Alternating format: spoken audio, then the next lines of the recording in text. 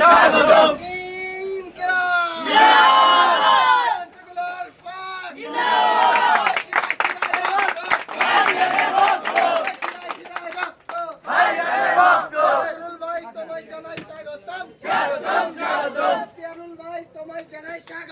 স্বাগতম স্বাগতম জিন্দাবাদ জিন্দাবাদ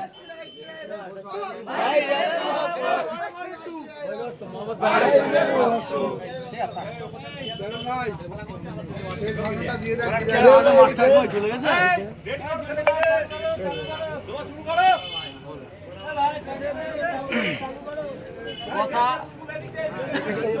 অনেক কিছু কথা বলেছি, সিম্পল কথাই বলবো, একটা কথাই বলবো, কোনো ব্যক্তির বিরুদ্ধে লড়াই হবে না, লড়াই হবে এই চোর পার্টির বিরুদ্ধে।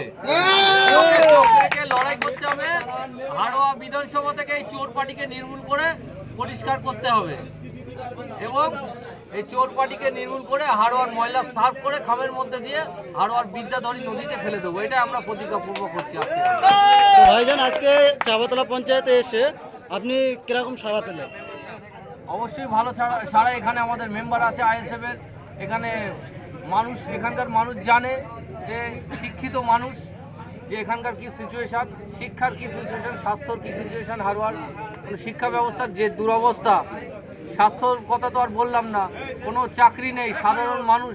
আমাদের ইন্ডিয়ান সেকুলার ফ্রন্টের মেম্বার, এখানকার চাপাতলার মেম্বার আমাদের এই ভাই মোহাম্মদ ভাই, ইনি নিজে একটা শিক্ষিত ব্যক্তি, চাকরির জন্য বিভিন্ন জায়গায় ফর্ম ফিল আপ করেছে, এখন অব্দি চাকরি পায়নি। চাকরি পাবেটা কী করে? এই দুর্নীতিগ্রস্ত সরকার, কেউ চাকরি পাচ্ছে না। আপনাদের বলবো, ভবিষ্যৎ প্রজন্মের কথা চিন্তা করে, ছাত্র সমাজের কথা চিন্তা করে, আমাদের ছেলে মেয়েদের ভবিষ্যতের কথা চিন্তা করে এই চোর সরকারকে ওয়েস্ট বেঙ্গল থেকে সরাতে হবে। এটাই আমার আপনাদের কাছে বিনীত অনুরোধ বা আবেদন।